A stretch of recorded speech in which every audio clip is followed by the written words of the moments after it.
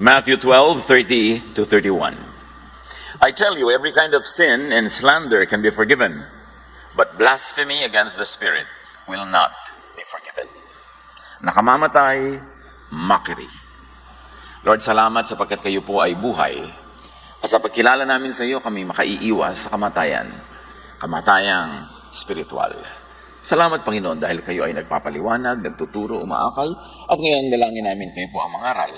Tinig nyo ang aming marinig na maging gamot ng aming mga kasakitan, pagkain at lakas ng aming espiritu. Be our speaker, our preacher, our healer. We seek you, Father, in the name of your Son, Jesus our Lord. Nakamamatay ang mockery, ang panglilibak. 2 Kings 2:23 to 24. Mula sa Jericho, pupunta siya sa Bethel, ang propetang si Elisha. Sa daan, may mga kabataang lumabas mula sa bayan at pakutyang sinabi sa kanya, umalis ka rito, kalbo. Umalis ka rito, kalbo. Nilingon niya ang mga kabataang iyon at isinumpa sila sa pangalan ni Yahweh. Mula sa kagubatay lumabas ang dalawang babaeng oso or bears at nilapa ang 42 sa mga kabataang pumuputya sa kanya. Turuan nawa tayo ng Espiritu sa kahulugan nito sa ating buhay. Ang nakamamatay sa konsaysay ang ating tinunghayan was mocking the prophet or mocking a prophet. Nakakamatay ba yan? Does mocking a spirit-filled, God-appointed person offend the Holy Spirit, resulting in disaster?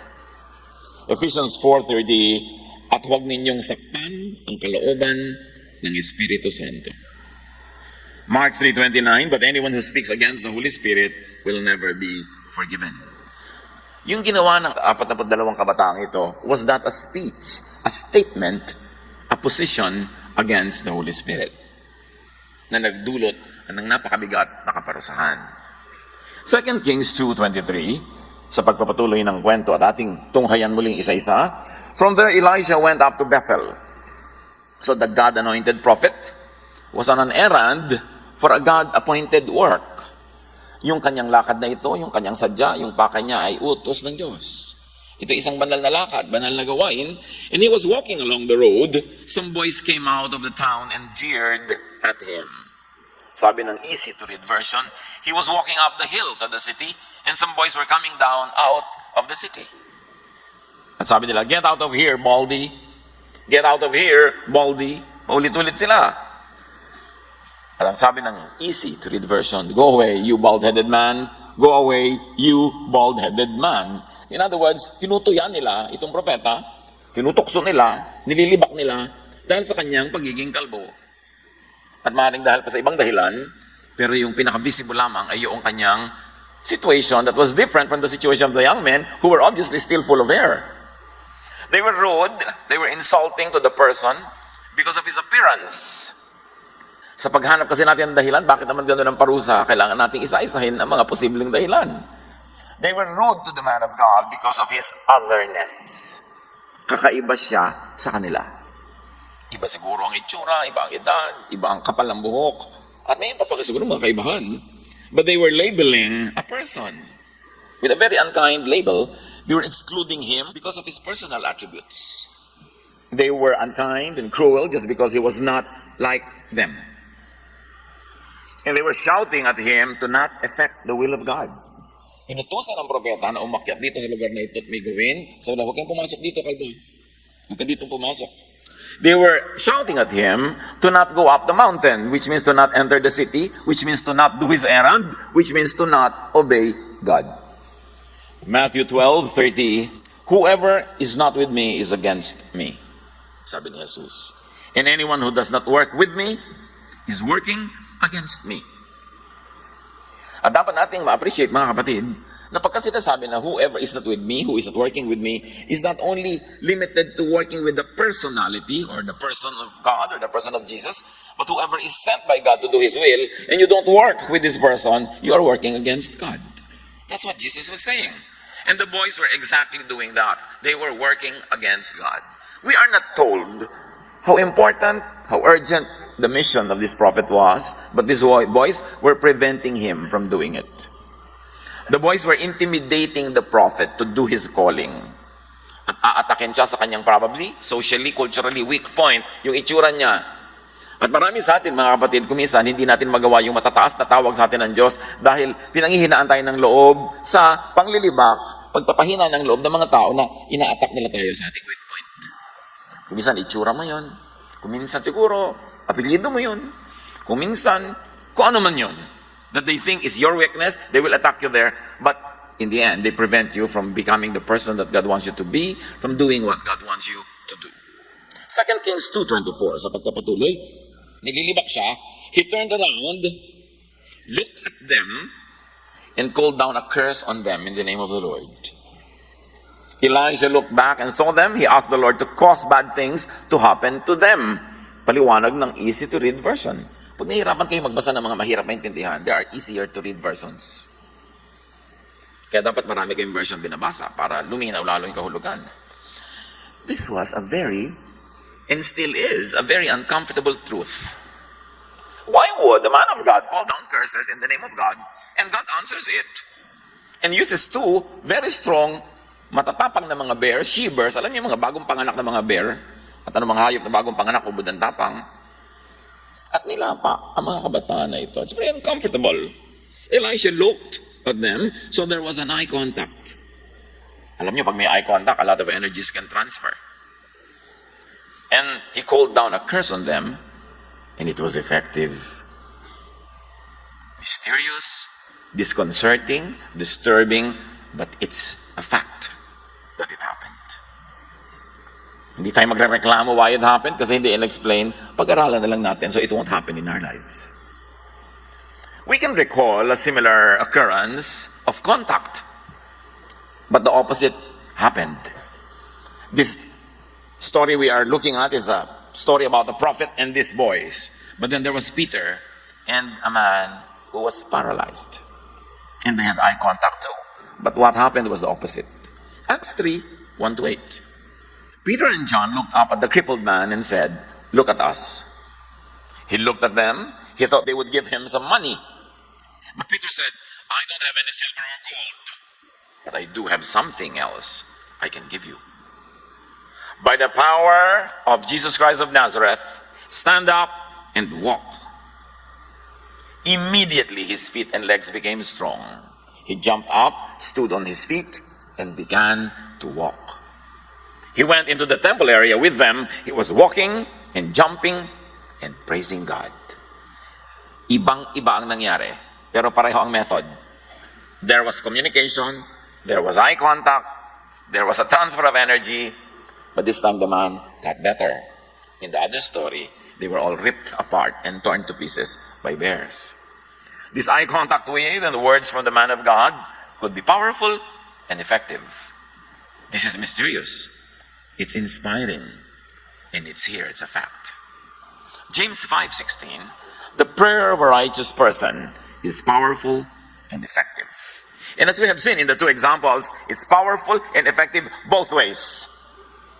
Pwede kang ma-bless at pwede kang maparusahan. 2 Kings 2:24, to continue with the story. As the prophet called down a curse, then two bears came out of the woods and mauled 42 of the boys. Then two bears came out of the forest and attacked the boys. There were 42 boys ripped apart by the bears. Not a very easy Sunday school lesson for children, even for adults. But it's as biblical as John 3:16 and as Malachi 3:10. Pare-pareho silang biblical, kaya kailangan pare-parehong aralin. This is not the usual standard. This is an exceptionally different story. But you will recall that even Jesus cursed a fig tree and it withered. So yung mga cursing business na yan, kasali sa picture, pero exceptional, hindi siya rule. At huwag natin siyang gawing rule. We are called to bless. Unless you are the prophet Elisha, bless people. And Jesus even reversed that and taught that as you are cursed, you bless. And Paul internalized it and says, when we are cursed, we bless back. That is the safest way for us to do. Yung konteksto kasi nung nangyari doon sa mga batang yan, lingid sa atin, hindi in-explain ang mga reason. Kaya don't do it at home. Pag kami nagsabi sa iyo, babaeng maganda, Sabi mo, God bless you. Pero pag sinabihan ka ng kabaligtaran noon, sabi mo, God bless you and me. Huwag nating kopyahin, pero pag-aralan natin para maiwasang tayo ang maging biktima ng ganung pagkakamali.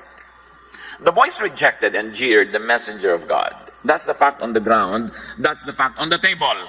Ang nireject nila, nilibak nila, was a messenger of God. There's another example of God's messenger being maltreated. This time, kwento ni Jesus, Mark 12. At harvest time, he sent a servant to the tenants to collect from them, but they seized him and beat him. Yung nagpadala ng mga messenger para kumolekta ng mga buwis ng kanyang mga tenant represents God. And of course, the people in the story represents God's people who are blessed and are supposed to give back to God.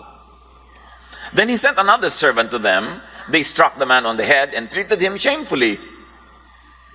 So kumukolekta ng dapat lang sa kanya yung Diyos, yung landlord in the story, yung buwis ng lupa, minaltrato yung mga pinadala niya mensahero. Verse 9, what then will the owner of the vineyard do? Sabi ni Jesus, he will come and kill those tenants. Meron talagang ganong side, the uncomfortable side. Iwasan na lang natin tayo ang mapagbalingan ng ganong mga negative energies. The boys rejected and jeered the messenger of God, which of course indirectly, the boys rejected and jeered the message sender, who is God. Kaya isang bansa, pag may ambassador siya sa ibang bansa, iginagalang yun. Yung embassy ng Pilipinas, halimbawa, sa ibang bansa, igagalang yun. Yung kotse ng ambassador nila dito, iginagalang natin. It's considered a part of their territory. You cannot even arrest or issue a parking ticket to diplomatic cars. At ganoon din yung messenger ng Diyos. Meron din yung dapat diplomatic immunity. Saan man siya naroon, yung paggalang mo dapat sa nagpadala sa kanya, sa nagsugo sa Diyos, ibibigay mo rin sa kanya. Alang-alang doon sa nagpadala sa kanya. Kaya sabi sa Luke 10:16, whoever rejects you, rejects me. Sabi ni Jesus. But whoever rejects me, rejects him who sent me, who is God. So, if a God's messenger is rejected, the sender of that messenger is rejected. Ganon kalaki yung crime. And apparently, the message, the word, being brought by the messenger, which really is the will of God, is also rejected. When you reject the container, you also reject the content. So pag nireject mo si messenger, nire-reject mo yung messenger sender, at nire-reject mo yung message itself. The consequence is painful, and in the story we read, it was fatal. God's will, God's wisdom, God's teaching, and God's law is multifaceted. It could be spiritual. It could also be physical and natural. Ang pagpapakilala ng Diyos sa kanyang sarili, ang kanyang mga utos, ang kanyang mga alituntunin, marami spiritual, pero marami rin natural. Natural law is God's purest and most authentic law. Halimbawa, mayroong umuubo. Umubo siya, humatsing siya sa harap mo, nalanghap mo, kahit ka punong-puno ng Biblia sa iyong isip. At Sunday school teacher ka o misyonary ka, magkakaubo ka rin. Kasi natural law yun. Kaya dapat, ang maka-Diyos talaga, sa pagsunod niya sa spiritual laws, susundin din niya ang mga physical and natural laws, kasi God din ang may utos noon. At mas malinaw na pagpapakilala ang ginawa ng Diyos sa kanyang sarili through natural law than through religious law. Kasi maraming religious laws, hindi galing sa Diyos, inimbento lang ng religion. But nobody can invent natural laws, only God.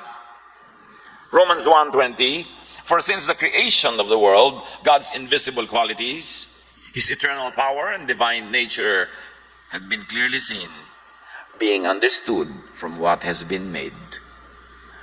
Bago pa na-develop ang relihiyon, bago pa nagkaroon ng develop religious texts, na marami namang paghihimasok at pinapakikialam ang ginawa ng mga tao all throughout the generations, maraming mga inimbentong mga religious policies, bago pa nagawa ang lahat ng yan, kinreate na ng Diyos ang buong sansinukob at nakatakda na ang lahat ng natural law. Hindi kailangang imbentohin ang doktrina ang gravity. Nandun talaga yun. The law of velocity, the law of buoyancy, all the laws of physics, all religions will have to subscribe to that. Habang may mga pagkakaiba-iba ng mga religious teaching, pero natural law will apply to everybody. Kaya kahit ka banal na banal, kung sumakay ka sa barkong lulubog pala, lumubog na damay ka. Kasi may natural law. Pero may suot ka na life vest, may natural law din of buoyancy, lulutang ka. Bakit natin pinag-uusapan ng mga ito? Kasi mas reliable ang natural law. Religious law could be faked. And it could be fake. Si Jesus mismo sabi sa Matthew 15:9, in quoting from the prophet Isaiah, "It is useless for you to worship me," sabi ng Diyos, "when you teach rules made up by humans." So Jesus was saying to the people, useless ang mga pagsamba nyo at kung anong pinagagagawa nyo kasi invento lang ng religion nyo, yung inyong sinusundan. Hindi lahat ng ginagawa ng religion ay invento, meron talagang galing sa Diyos. Pero paano mo masasala? Paano mo malalaman kung alin ang galing sa Diyos at alin ang inimbento lang ng religion na yun? Kaya kailangan ka mag-aral. Now, the boy's rejection and jeering of the prophet can be likened to the rejection of God's universal, spiritual, and natural laws. That's a mouthful, but that's what it is. Rejecting the container and the content. Jeering and rejection, which is unbelief in, disobedience and contradiction to God's laws. Could have automatic, painful, fatal consequences. Sa paglibak nila doon sa propeta, nilibak nila yung nagpadala sa propeta. Nilibak nila yung mensaheng dala ng propeta. Nilibak nila ang Diyos na siyang utak ng mensahe na yon. And there were consequences. How are we going to learn from this difficult story? Well, take the story literally at first. Learn from its literal context. At siguro ang pinakamadali na makitang lesson, magdahan-dahan ka sa panglilibak. Magdahan-dahan ka sa paglilabel ng mga tao. Magdahan-dahan ka sa pakikialam mo sa gagawin ng mga tao. Hindi mo alam kung anong mission nila, anong pinapagawa sa kanila ng Diyos. In other words, don't say cruel, bad things to people. Kaya bad sila o good? Because you don't know. As sinabi din ni Jesus, God loves both the sinner and the sinful. God sends rain on both the sinful and the holy person. So dapat we are respecters of people. Igalang natin. At lalo kung may proven track record of effective ministry in the name of the Lord, mas doble yung pagdadahan-dahan mo dapat. Baka mamaya ang sinasaling mo, ang kinakanti mo na, ambassador of God. Malay mo. Hindi lahat ng religious people are ambassador of God, pero malay mo. So dapat mas maingat. Mas magdahan-dahan. Or, if you want to bring the learning to another plane of consciousness, don't only take the story literally, take the story also symbolically. Because in the Bible, the examples, the stories could have at least two levels. The literal, physical, real, tangible level. And when you can extract the spirit of the story, you can go to metaphorical level and then derive lesson and wisdom from the story's metaphorical value. Ang storya ay storya itself, pero siya rin ay isang talinghaga ng mas matatayog at mas matataas na karunungan. Halimbawa, pwede nating makita at magata mula dito na may mga panlilibak sa Diyos. May mga paglapastangan sa Diyos na pagsuway sa kalooban ng Diyos na nakamamatay pala. Physically, laws of nature, laws of health and safety are on automatic. Hindi mo kailangan nga na mag-decide na may infect ka kung naka-inhale ka ng nakaka-infect ng mga germs, tapos mahina ang katawan mo sa oras na yon, puyat ka, kulang ka sa mga pagkaing masusustansya, hindi mo kailangang mag-decide na magkakasakit ka. Nobody has to decide it for you. It will happen automatically. That when you break physical laws created by God, health laws, dietary laws created by God, not by religion, kasi maraming ginawa yung religion. Yung hindi ka kumakain ng tama, hindi balance ang iyong diet, they automatically call down curses on you when you violate them. Kung paano tumawag ng curse yung prophet, tinablan yung mga taong nagba-violate. When you violate natural laws made by God, automatically you call down curses on yourself. So, talagang pinababayaan mo yung kalusugan, puyat ka ng puyat, pwede ka namang magpahinga, pero inuubos mong oras mo ng kapupuyat, ang dali-dali mong madapuan ng sakit. You are calling down curses on yourself. You don't have to ask for it, it will happen naturally. So, i-respect natin, physically, yung mga laws of God. That also happens spiritually. God has very set laws. Forgive. Hindi ka nagpo-forgive. Nagkagalit ka, tumataas ang blood pressure mo, nagkakasakit ka. O nakagawa ka pa ng masakit doon sa ayaw mong patawarin, naghiganti siya sa'yo, you call down curses on yourself. When you break spiritual laws, You call down curses on yourself. Nobody has to do it for you.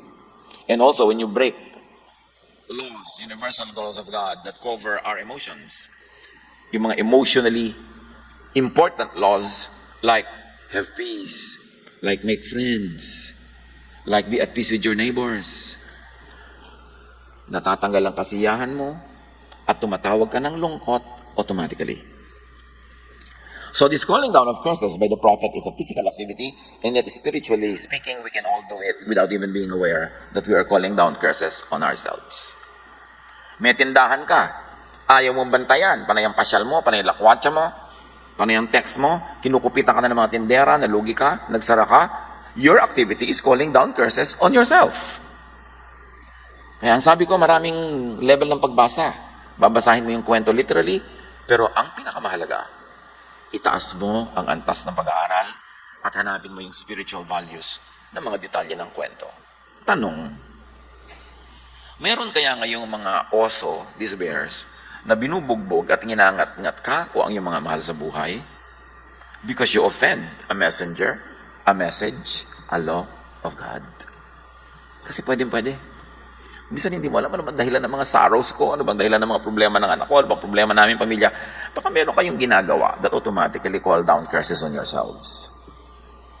Review the kind of maulings and deaths that visit your life or the life of your loved ones. Baka may nanlilibak sa Diyos directly o may nanlilibak sa Diyos indirectly through a person. Sa paglilibak mo sa isang tao, lalo kung kinalulog na siya ng Diyos, sabi niya, whoever touches you, touches the apple of my eye. May ganon. Or maybe, may nililibak tayong hindi tao, pero a teaching of God, which is probably natural law, or emotional law, or spiritual law, that will call down curses in our lives. May mga batas sa Bible na magsikhay ka, magtrabaho kang mabuti, mag-ipon ka, at gumastos ka rin para ka masaya. Tulad ng sinasabi sa Proverbs 31, so when you don't do it, you're actually breaking the law of God. You are jeering the wisdom of God. Nililibak mo ang kanyang karunungan, hindi mo ina-apply, binabaliwala mo. Curses are being called down into your life. Proverbs 29:1, whoever remains stiff-necked after many rebukes will suddenly be destroyed without remedy. Sinong makapagsasabi sa atin na yung mga batang yun na mahilig mangantsaw, ilang beses lang sinaway ng mga magulang nila? Ilang beses na nila napag-aralan na hindi nila dapat gawin. Pero hindi pa rin nila sinusunod, they were destroyed without remedy. Sa buhay natin mga kapatid, ito ang benefit natin sa kwentong ito na mahiwaga. Gawin natin, angkinin natin yung kanyang lesson. Meron ba tayong mga katigasan ng ulo, pagmamatigas, na ilang beses na tayong pinaalalahanan mula sa iba't ibang mga tagapagpaalala, mga messenger, pero ayaw pa rin nila makinig? Maaari kaya na yung lakad at sadya ng propetang ito doon sa bayan na yon, para ituwid ang kanilang mga kamalian na ang takal-takal na nilang ayaw ituwid, tapos pinipigil pa ng mga batang mangyari yon, they were destroyed without remedy. Kung minsan hindi mo alam, namumoro ka na pala kung parang bingo, isang tawag na lang, full house ka na. Pero ang saya-saya mo pa, akala mo lusot na lusot ang iyong mga pagmamatigas. No. Galatians 6:7, do not be deceived. God cannot be mocked. God's messengers, when they are saying the true message of God, cannot be mocked. At sabi ng easy-to-read version, you will harvest what you plant. Ano ang hina-harvest natin ngayon? Isa lang ang sinasabi ng verse na ito, you planted that. So masaya ka ba sa harvest mo sa buhay? Kung hindi, review the planting that you have been doing. And change your planting patterns, change your seeds, so that your harvest will change. At kung masaya ka naman sa harvest mo ngayon, ibig sabihin, tama mga pinaplant mo noon. Continue doing that, even improve on that, because what you plant, you harvest. Hindi natin alam kung ano pa mga ipinlant ng batang yan kaya sila nag-harvest ng ganun. Pero alam natin, ang Diyos ay matuwid, ang Diyos ay tama, at sinabi din niya na may mga pagkakamaling may katapat na mga parusa. Kaya kailangan tayong mag-isip-isip, matuto sa kasaysayang ito. Ama namin, salamat po. Bagamat mahiwaga ang kwentong ito, kung minsan ay malagim, pero yan ang katotohanan ng buhay. At ito'y natin sa iyong salita, dapat namin pag-aralan at di man namin maunawa yung mechanics, the whys and the wherefores, we can definitely learn the lesson from it. That we should not be like those kids. Na hindi kami dapat nang lilibak, hindi kami dapat na nangihimasok sa mga gawain, lalo na mga taong isinusugo mo para gawin ang iyong kalooban. Turuan mo kami, Lord, na suriin ang aming mga buhay kung ano sa mga ginatanim namin ang tumatawag ng bungang mapait at masaklap. At matuto kami na magtanim ng tama. Makita rin namin ang mga ginagawa naming tama na nagbubunga ng maganda at lalo pa namin ito ulit-ulitin at pagandahin pa. Mga kapatid, pag-aralan natin kung ano sa buhay natin ang mapapala natin sa kasaysayang ito. With the presence of the Lord in silence, learn, ask the Holy Spirit to give you very personal lessons.